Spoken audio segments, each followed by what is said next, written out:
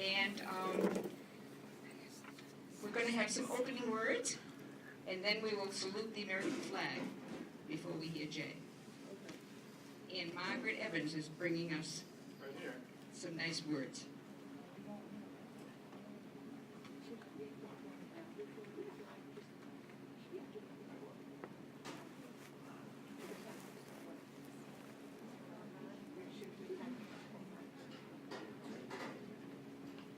Good afternoon, everyone. I hope you can all hear me.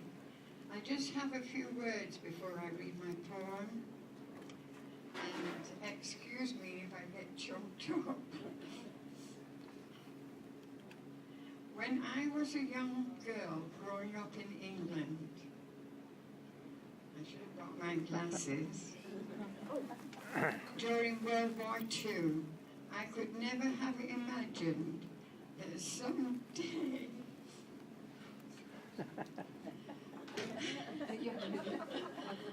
someday I would be in the same room as two American airmen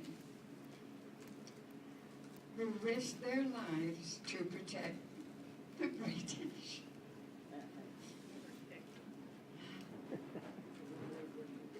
Jane and Richard, thank you so much. And to all the veterans here, thank you for your service. This poem is dedicated to the veterans. I walked... I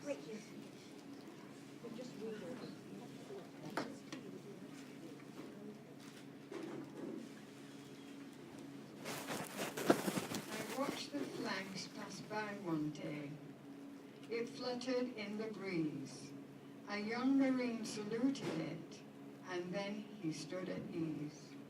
I looked at him in uniform, so young, so tall, so proud. With hair cut square and eyes alert, he stood out in the crowd. How many pilot planes shot down? How many died at sea? How many foxholes were soldiers' graves? No, freedom is not free. I heard the sound of taps one night when everything was still. I listened to the bugler play and felt a sudden chill. I wondered just how many times that taps had meant amen, when a flag had covered a coffin of a brother or a friend. I thought of all the children, of the mothers, and the wives of fathers, sons and husbands with interrupted lives. I thought about the graveyard at the bottom of the sea, of unmarked graves in Arlington. No, freedom is not free. Thank you.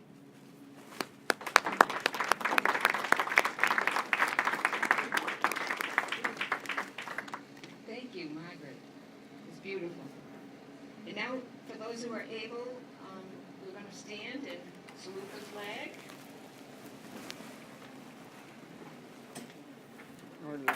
Recorded. Oh, okay. I pledge allegiance to the Flag, United States of America, to the republic for which it stands, one nation, under God, indivisible, with justice for all.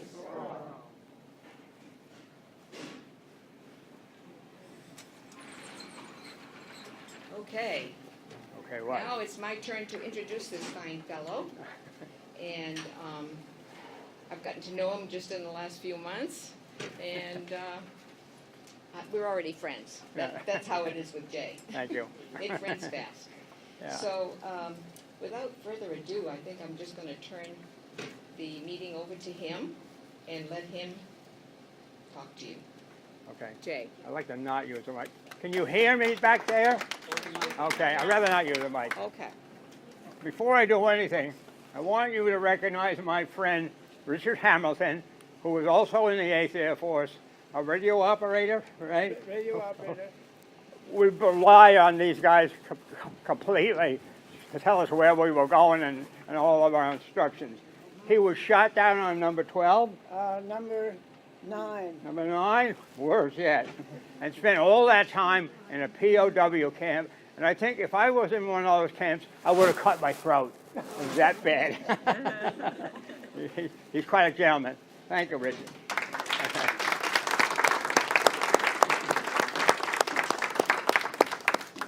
Okay. Can you all hear him? Can you all hear me? You Yes, hear I me? hear it, no. You hear me? They cannot Okay. hear you. If you like, They cannot hear you. can I hear me? They Some cannot hear you. cannot, some cannot. I can hold this for you if you want. What, do you think I'm too weak to hold? I put together some photographs, if you'd like to see them. These are combat photographs. One is on the upper left side is the first airplane we flew in D-Day over the beaches. We lost 2 of those. They were shot down that day. Now, you're going to remember, there were 10 men on every one. 10 men. 10 boys and men on every one of these. So when one went down, it was a loss of 10 usually. I mean, sometimes they bailed out and were successful. Most of the time, they were captured as POWs or killed by the civilians. So I just want to get past that point. Now, what I'm going to tell you today is a really drab story of an 18-year-old kid and what happened to him in 1942, 43, and 44, and 45. Okay? I graduated high school on June 23rd, 1942, my 18th birthday. I was gone the next day. I got into the Army Introduction Center, and they asked me what I wanted to do, and I said, I want to fly. And they laughed. They said, the minimum to fly is 2 years of college. How much you got? I said, I haven't gone to college at all. Well, forget it then. I said, can I take a test? Oh, come on, you're not going to pass that test. And he looked at me and said, you really want to die, don't you? I said, no, I just want to fly. So the next thing was to take this written exam. It was very, very difficult. I passed. I passed with a 2-year college course, and I never had a minute of college. Passed the physical, no problem. We went from there down to Nashville, Tennessee. There was about 250 of us on a train, boxcars, and they sent us down to Nashville, Tennessee. The barracks that we were in were pretty cold. They had no heat. After I was down there, we started taking tests for aptitude, and what they were going to classify us as pilot, bombardier, or navigator. Okay, those 3 important positions on the airplane, and then radio operators too. And so everything was going along pretty good. I was passing all the tests. The next thing I felt terrible. My buddy looked at me and says, you got the measles. I said, oh my God. Measles in my, you know. And the next thing, my back started to kill me. I had spinal meningitis. There were 32 of us in this ward. 2 of us survived. 30 died. Okay? So I'm telling you how kind of luck that I've had. All right? Went through all the tests and wound up in San Antonio, Texas, classified as a bombardier navigator. And I went through the bombardier navigator course, the very first one, very first group to be trained as both. I've got both wings, bombardier and navigator. Of course, when we got over to England, our General Jimmy Doolittle, I'm sure you all heard of Doolittle's raids, he was our commanding officer. And he said, I don't like the way you were trained as a navigator, so you're going to have to do it over again. So we did. We flew combat some days, and we flew training other days. I got a second navigator rating. So anyway, we were going along in real good shape, and I passed everything, and I got my commission. Listen to this. Got my commission when I was 19 and 4 months, and the average guy to get a commission was 24, 25. There's the ring to prove it. Okay? I wasn't even close to 20, and I was a commissioned officer, second lieutenant, in the United States Army Air Corps, okay? We then went to Salt Lake City where they distributed us to different groups. And I was assigned to a new group getting together, the 493rd Bomb Group, flying B-24s. I hated that airplane. I hated that airplane, I'll tell you. Because I was crouched like this all the time to use the bomb sight. And we didn't have the Norton, we had the Sperry. And I didn't like it, wasn't as accurate. But anyway, that was the airplane we were assigned to. Had a pilot, navigator, co-pilot, and myself, and the rest of the crew. The navigator lived in El Paso, where the group was stationed. And so he and I got to be pretty friendly, and pilot too. And he decided to get married before we went overseas. So the pilot said, let's go, we're going to go out. And I had a terrible cold. I said, I don't think I'll go. Co-pilot was sick too, okay? The co-pilot and myself, both sick. Navigator and pilot drove off, ran in front of a train, and got killed. I'm the senior officer now. I'm the longest in grade. The co-pilot hadn't been in the grade as long as me. So I got the crew together. I said, well, what do you guys want to do? And they said, well, we really like you, Jay. You've been pretty nice to us. Let's stay together.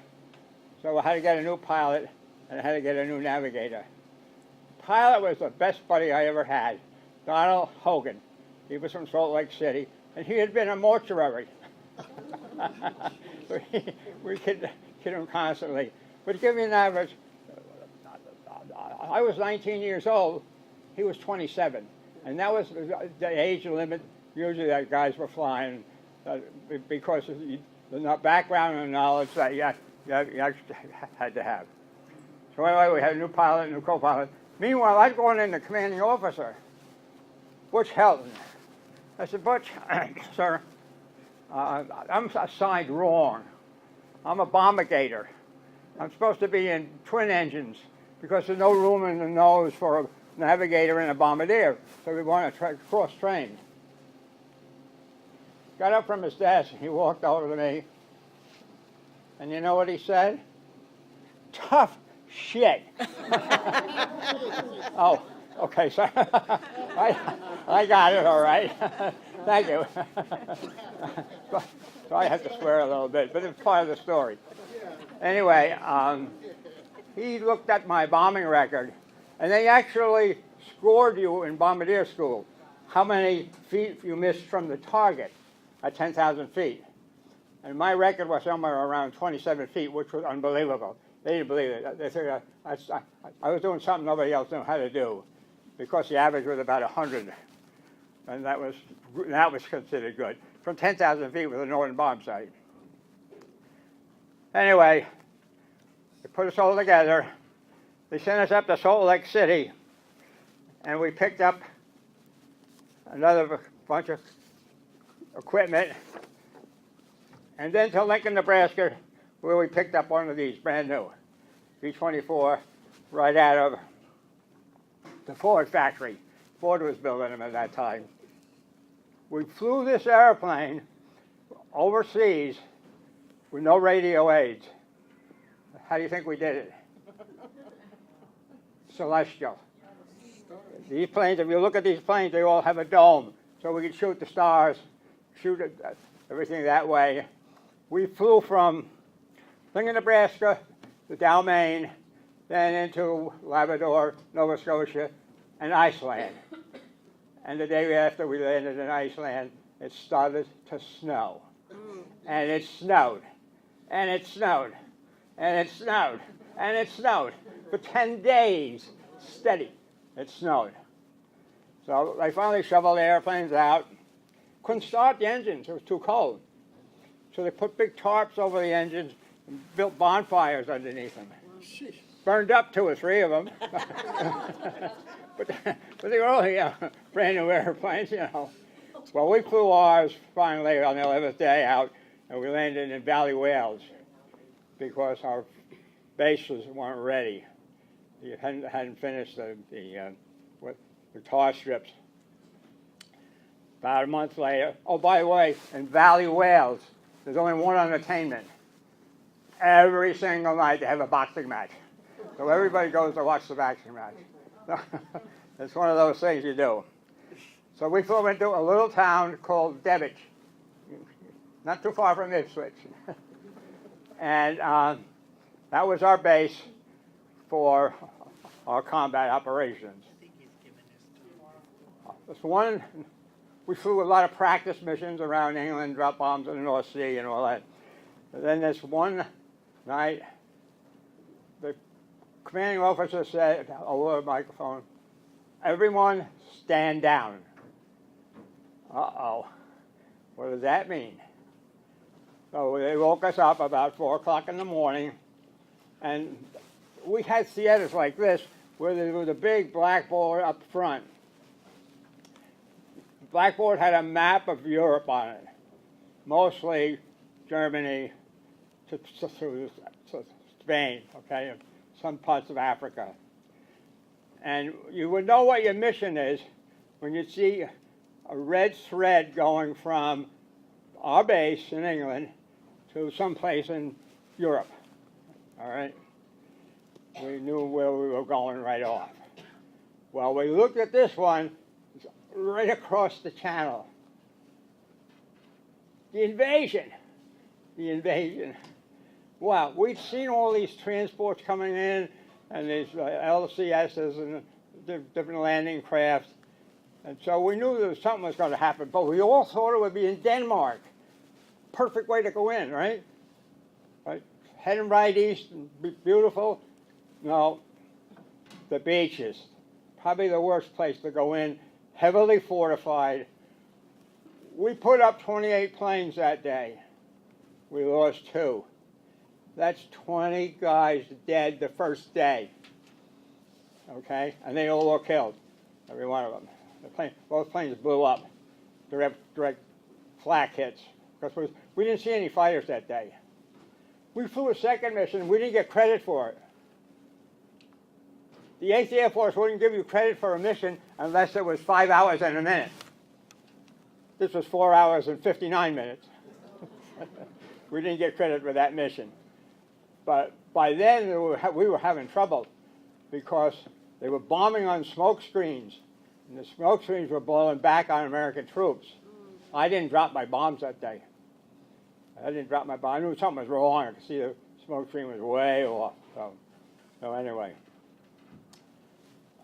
we flew another 11 missions in that airplane, and then one morning we're waking up and all the engines are running. Must be the Germans have come and stealing our airplanes. We didn't know what's going on. General Doolittle had decided, because we were in another division with B-17s, he wanted us to have B-17s. Okay, fine, dandy. Now, this isn't like getting from a Ford to a Chevy, all right? This is a plane, the B-24 had the tricycle landing gear.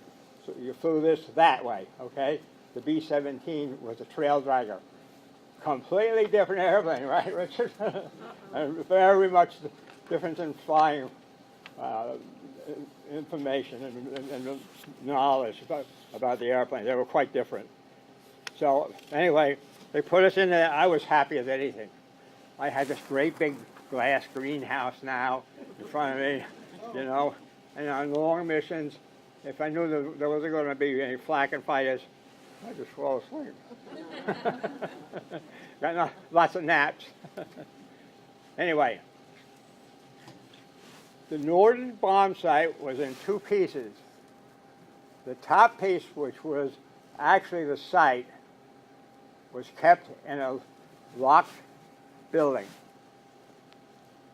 I would go there when we were going to do a mission and get it, and I'd have 2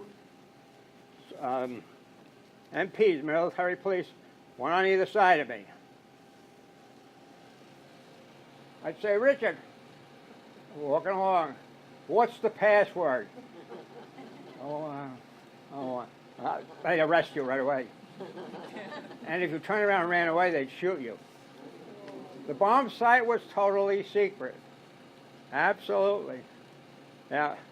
And more than one person got shot because they didn't even know, either they panicked or did something wrong, and the MPs decided they're not safe. So, until we got that thing in the airplane, it was guarded by 2 military police helping us get there. And sometimes in a Jeep, sometimes walking. It depends on what part of the airport our plane was stationed at that time. So anyway, one other thing you probably never realized, because you never knew, is the bombardier flew the airplane on the bomb run. Okay? We would reach a point called the initial point. And it was where the navigator was done. He turns the plane over to the bombardier. He's giving you heading, altitude, everything you need to put into this bomb site. It was pretty complicated. Pretty complicated. But if you put everything in that bomb site correctly, and the pilot kept his hands off, and he had to, basically, because we were hooked to the automatic pilot. And we flew the bomb, through the bomb site, we flew that airplane. All right? When you got to the target, the bomb site said, it's my turn, and they flipped the bomb out automatically. We could set the bombs to be salvoed, everything one load. We could walk them from any distance apart that we wanted, pretty near, a couple of 100 feet. If we wanted, there was something like a rail line. Remember, we'd walk them down if we could. We didn't bomb small targets like that very often. And this is a list of right from the 8th Air Force, the day I finished my 35th mission, where I went, what I did, how long. Ironically, the last mission was the longest, 9 hours. The reason for that is because I broke a regulation. And I have to tell about it because, for one thing, I'm embarrassed, but it's off my record now. This was the worst heavily defended oil refinery the Germans had. Now, to get one of these stars, a battle star, we had to knock out, say, 8 oil refineries. That was a battle. That's what Doolittle considered a battle. We got 8 oil refineries. We got 8 truck factories. We got 7 Jeep factories. We got 7 Messerschmitt factories. When you knocked out all 7, you got a star. If they got one back in within 30 days, you don't get the star. Okay? So this was Schweinfurt. And if you look up Schweinfurt, we lost more airplanes in Schweinfurt than any other place, except maybe Berlin. I was headed in a certain direction. And as I watched this, I could see planes in front of me getting blown to pieces. The flak was so heavy. I turned 28 airplanes off that target and came through. I had to go way down, almost 100 miles, and then turn around and come back. Instead of going this way, I was going this way. And it was much, much better. When I got back, I got court-martialed. I didn't follow all of this. So they confined me to quarters for 30 days, and they fined me a month's pay. And then they wiped it off my record. Anyway, I was lucky it was the last mission. I didn't give a damn, tell you the truth. I knew I was going to be going home. And I didn't want to see 28 airplanes shot down. It could have been pretty close to that. The way that flak was coming up, they were determined to keep that oil refinery running. No two ways about it. Worst loss we ever had. The first time we saw German jets, and the Germans had jets, lots of them. And the only problem with their jet is the engine would burn up in about 5 or 6 flights. So they had to put a new engine in. But they had a jet. On this mission, now when we flew stacked.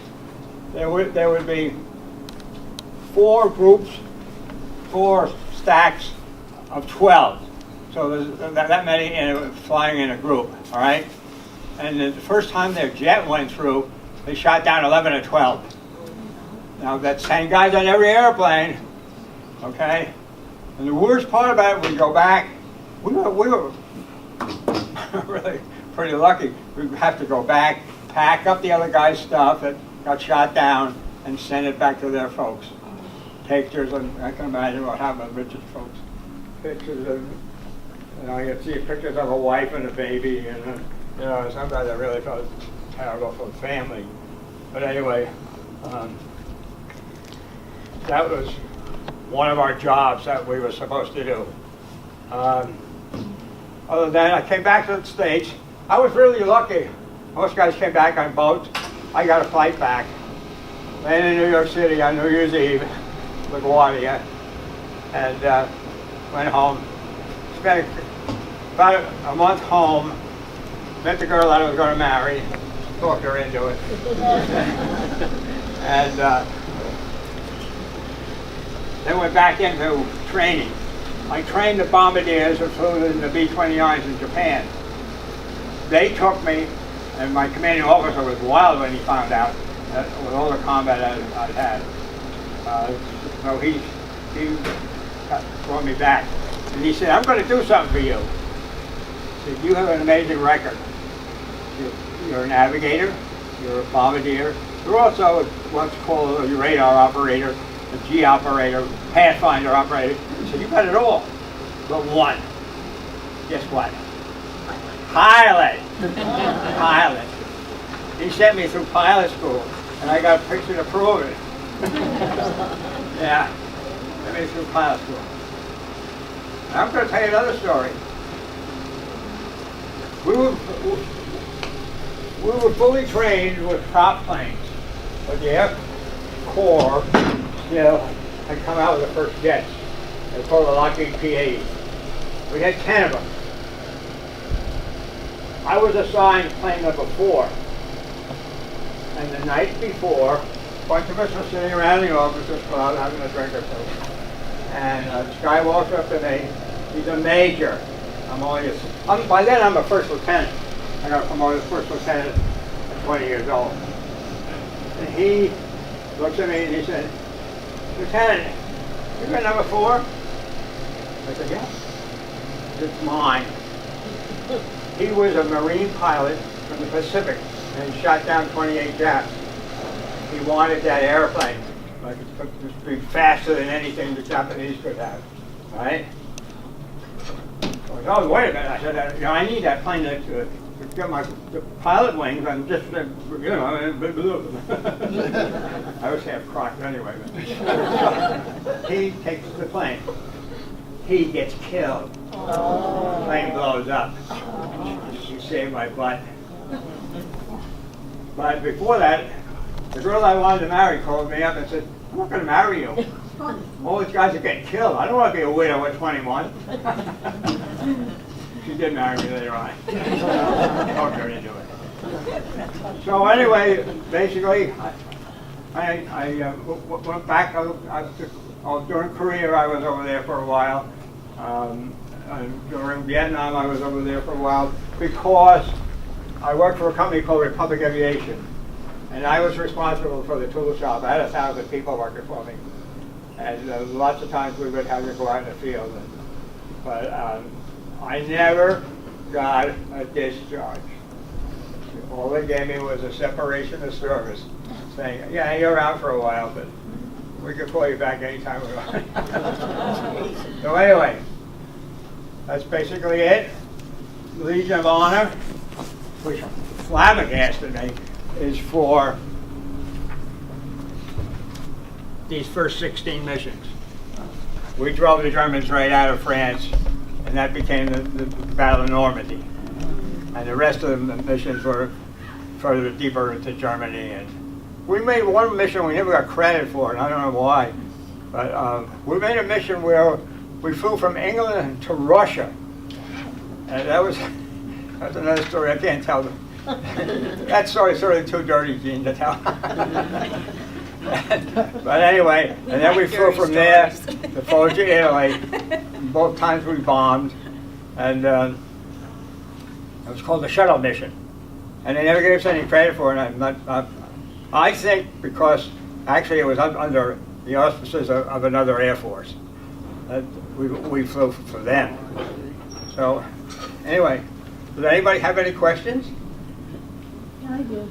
What, you have two pair of wings on. Are they different? You have two Wait a minute, I'll get two the, pair of wings. What'd she say? talk loud.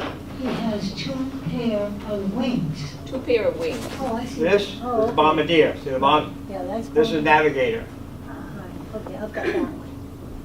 You've got that one? Yeah, from the You boy, got Bombardier wings? from the boyfriend, yeah. Oh, she's got a story to What do you tell. fly? My boyfriend, a P-24, Really? tail gunner, yeah. No kidding. Wow, do you know Not what the Ruby wings, I'm flew gonna in? have to find it. Somewhere. Somewhere. Yeah. Neat. I'll look for it. Yeah.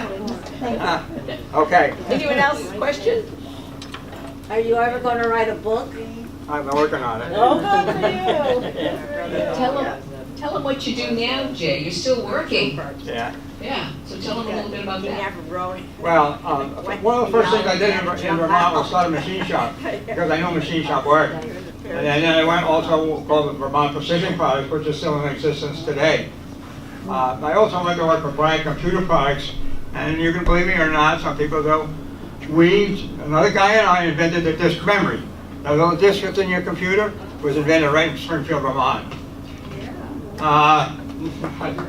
Went to work up north. Went up north, and Vermont happened to die. And when I quit there, or I retired, they said, you want to go out and do some consulting. So I consulted for them across the United States, and that just grew from there. I'm an environmental and safety consultant. Anything to do with EPA, anything to do with OSHA, anything to do with Department of Transportation, Federal Motor Carrier, you name it. I can do the training and know the regulations. Get another one over here.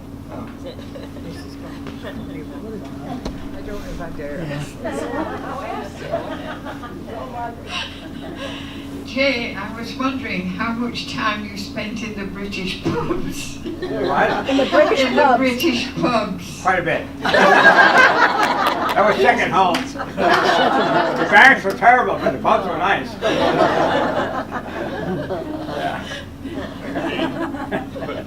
Yeah. Okay, coming. Hi, Owen. Hi.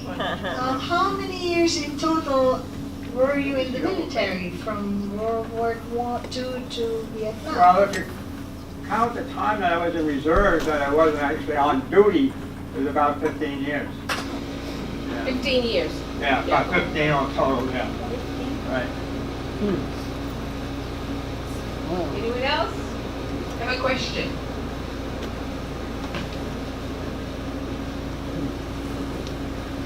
Excuse me, while flying your missions, did your planes take any hits? Oh, yeah, of course, I don't hear well. Okay. Did your planes I have take... 4,000 horsepower either side of my ears, you know. Who lost a finger, you know, shot here. I just wondered, did your planes, when you were flying them, did they take any hits from the flank? Oh, yeah, a whole lot. Yeah. Oh, yeah. We were lucky if we brought a plane back that hadn't been hit. I mean, almost every target, especially Germany, I mean, they were really well armed, and they had guns. We made, you know, I'll tell you a funny story. One night there's a knock. I have a little apartment. One night there's a knock on the door, and I go down there, open the door, and there's a nice lady standing there. She said, "You killed my brother." I said, "What?" She said, "You were a flyer?" "Yeah, you killed my brother." I said, "What did he do?" He said, "Where was he?" She said, he was a flak gunner in Holland. Yeah, lady, we have one special mission where we wiped all the flak out in Holland. If your brother, he was conscripted. He was Dutch, but I'm sorry as anything, but that was our job. Those flak guns were shooting down plane after plane after plane. And we just had to do something about it. So the 8th Air Force spent every airplane that day destroy the flak guns. They would put them on barges and move them in rivers. They had them up in Mobile. They'd be all over the place. And they were our worst, but by far, they were the worst enemy we had. Yeah. Okay. Well, I know some of those memories aren't as pleasant as you would like them to be. I mean, that's war. Yeah. We all know what war is. Any other questions? Well, thank you, Jay.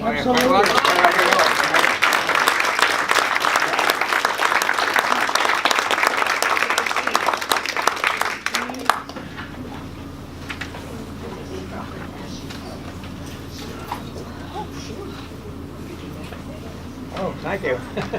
Good. It's Thank been you. requested that Richard Hamilton say a few words, so I'm over here. I don't think he was expecting this.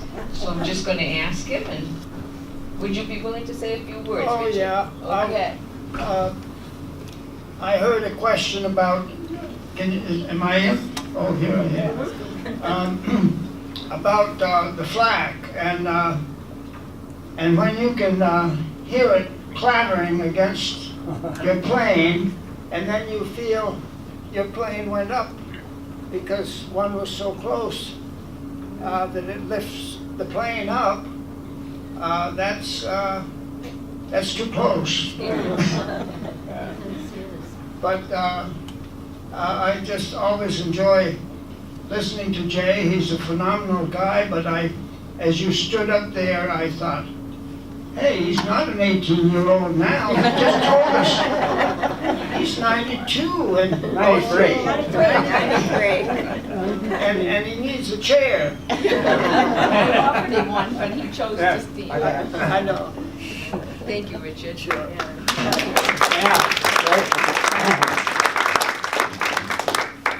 I was wounded by flak. I have a hole in my right hip where flak went off on the side of the airplane. And flak was like hand grenades. They were scored and they would blow all the pieces. It wasn't just a bomb or a shell. These things were meant to destroy. And a piece came through, it went through the airplane and stuck in my hip. And the only thing I knew was it was hot. It was really hot. You know, and burned my suit. When I was dressed in the first aid team, I turned the cross down. I didn't want it. Oh. My mother was very, very ill. Oh, my. She had cancer.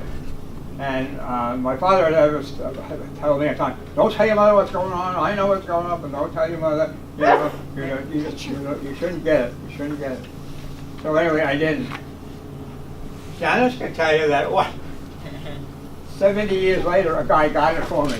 They found the damage records on that airplane that day, and it showed that the bombardier must have gotten hit.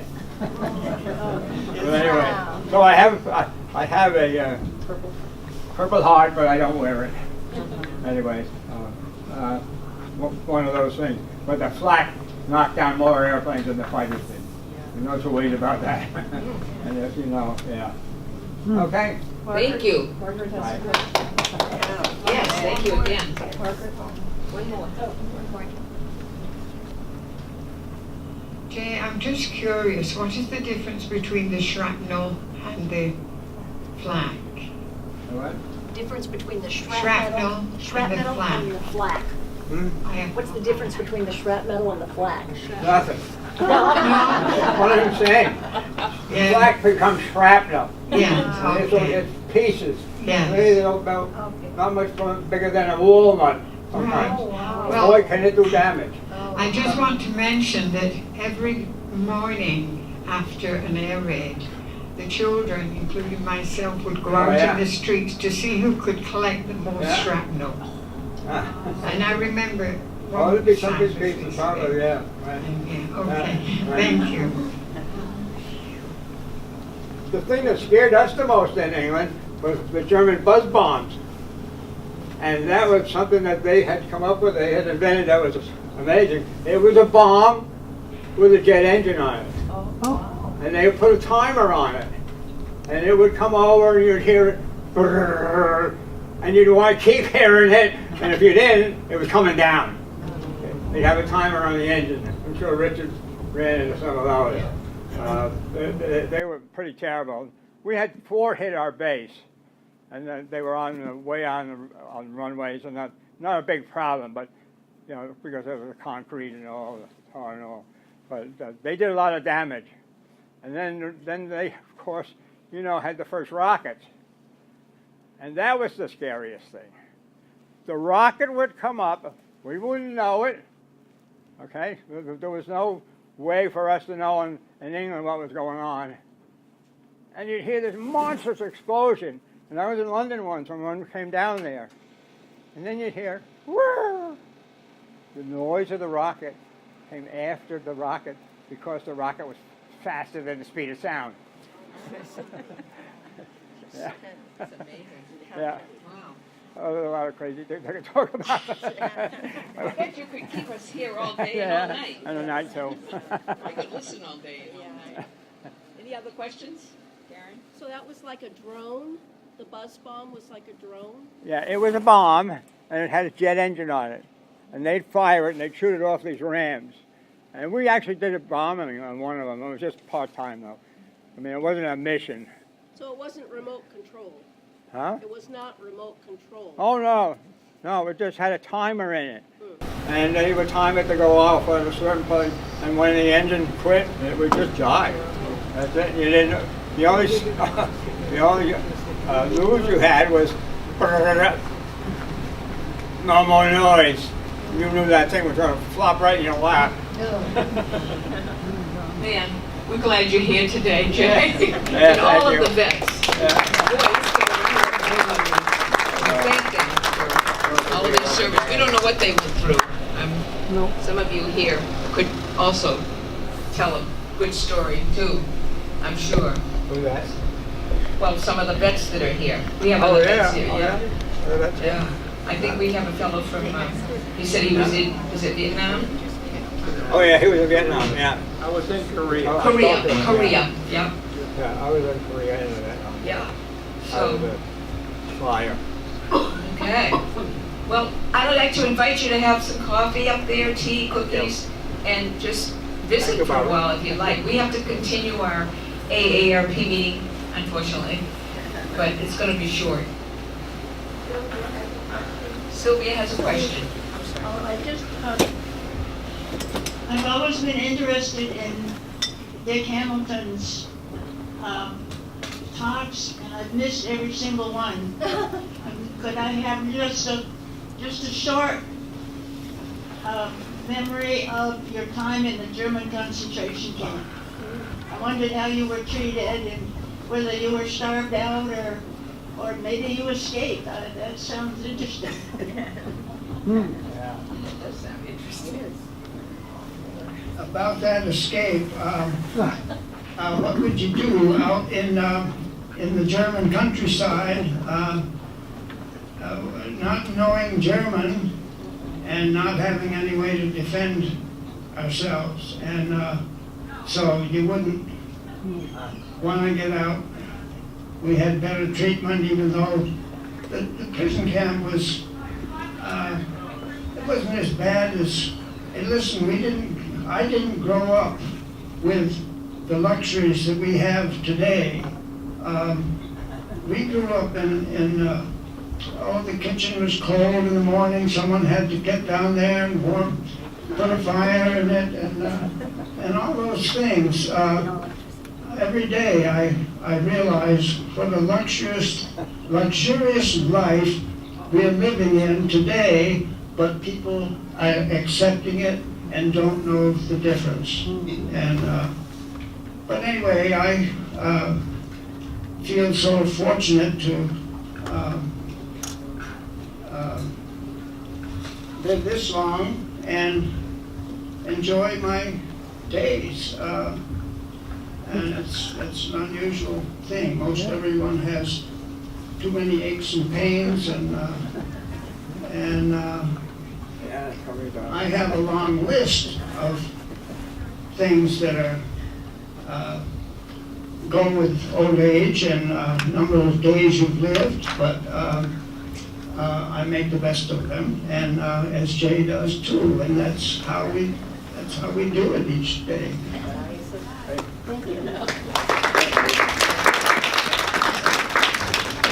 Okay, as I was saying, there's coffee and tea up there.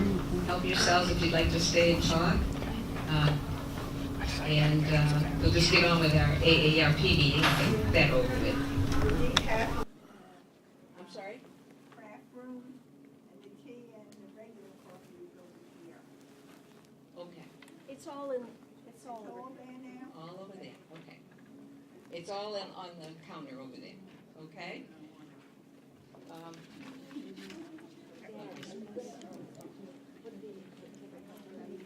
Brief business meeting for everybody who's an AARP member. We won't hear from our Secretary Pro Tem, Mary, because she couldn't be here today. But our last meeting was with, I can just give a synopsis. In March, we had the librarian, Star Electronica, come and speak with us and told us a lot of things that the library does, as far as helping elders with their reading and downloading books onto Kindles, for instance. And she also told us about programs going on. Sure. It was very interesting. Yeah, of So course. I'd like to invite you. Want the If missions? you're not a member of AARP, There's a missions I you flew. can join. It's only $5 a year. Give them to Dave. And we have some good Yeah? programs. Oh, yeah, okay. Yeah, I gotta get started flying again. I couldn't And we bring have it so off much too fun, long. Mary, thank you. Mary's our, He has a cold, so he couldn't come today. Oh, I'm sorry. and Yeah. our treasurer, Maris, do you have anything you want to say? Yeah. Where are you? Maris Did you want Morrison. a balance? Sure, you can give us a balance. What do we have in our checkbook? These are all friends. $603.58. Would you repeat that, please? Really?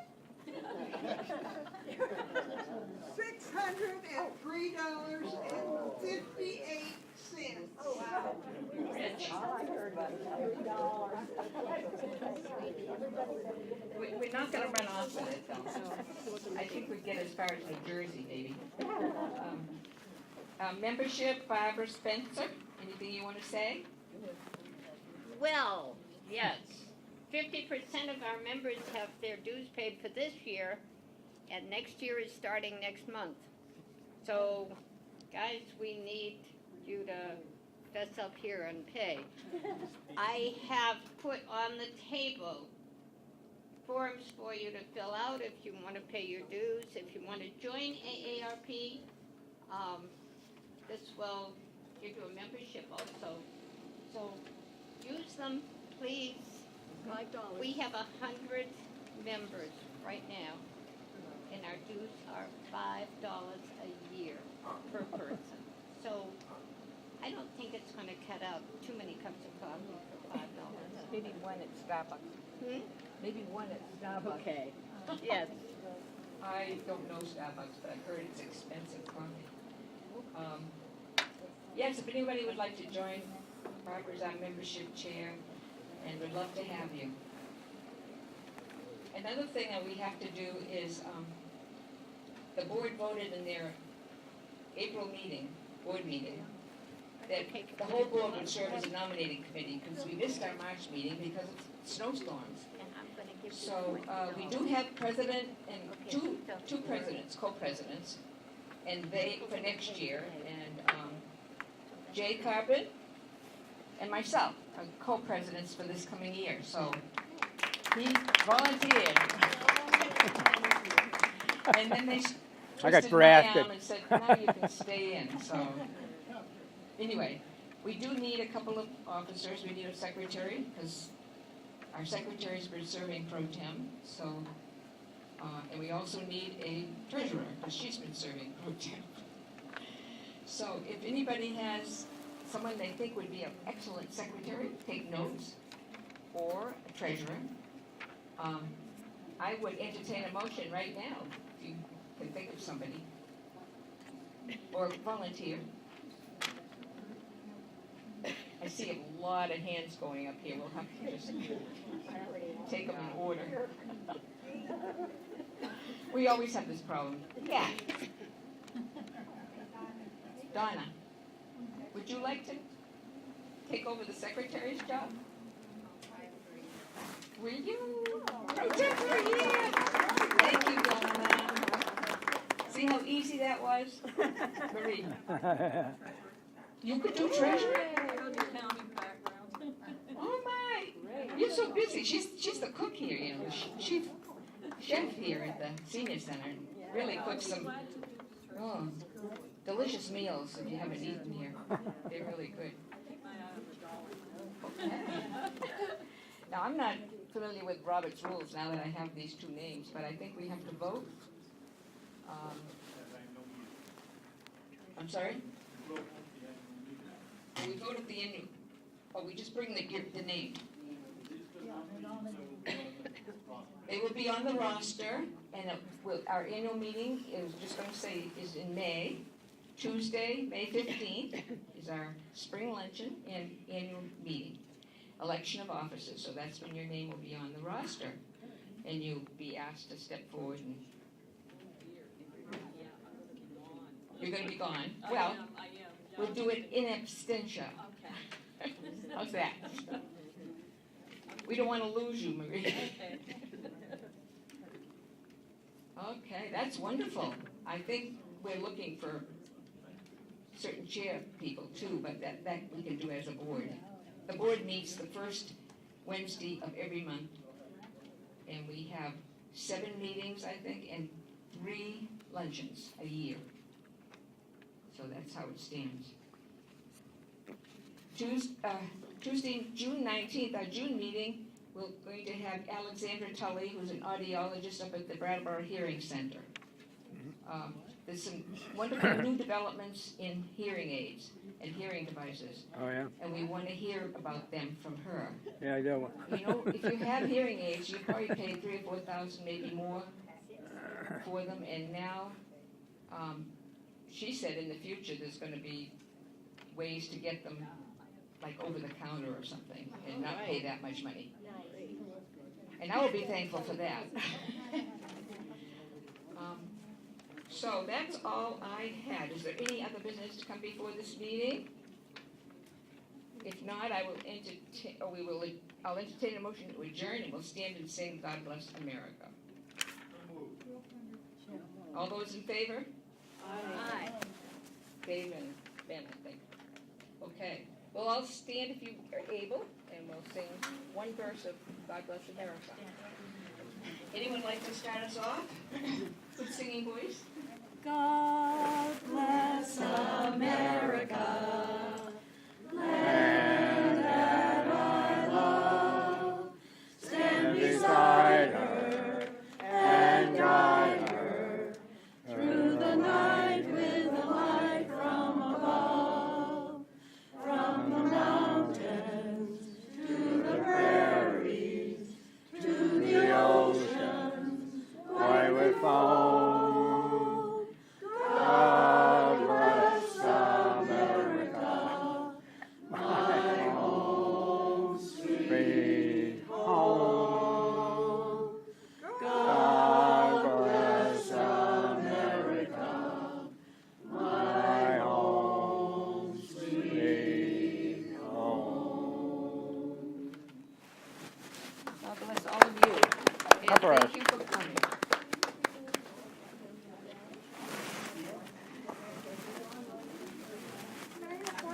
Pictures? Oh, sure. Thank you. I have Yeah. a picture of you too.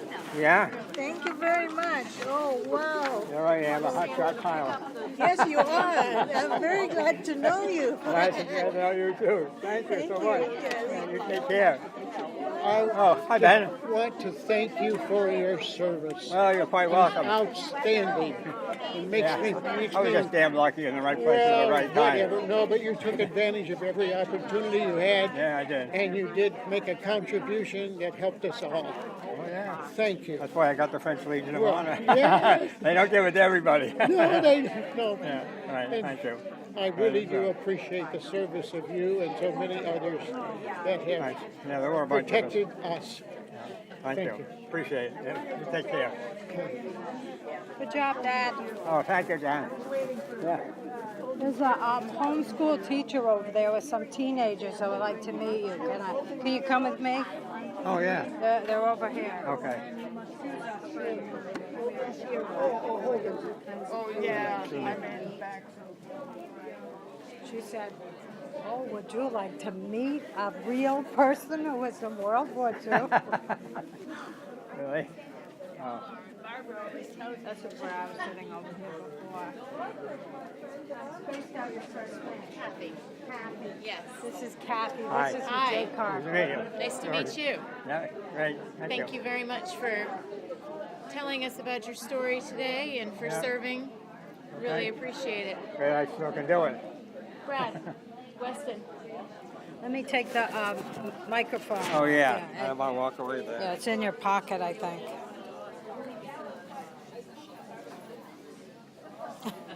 Oh, rigged up here. Yeah. You get a hold of this, I don't break it off. Is this a button?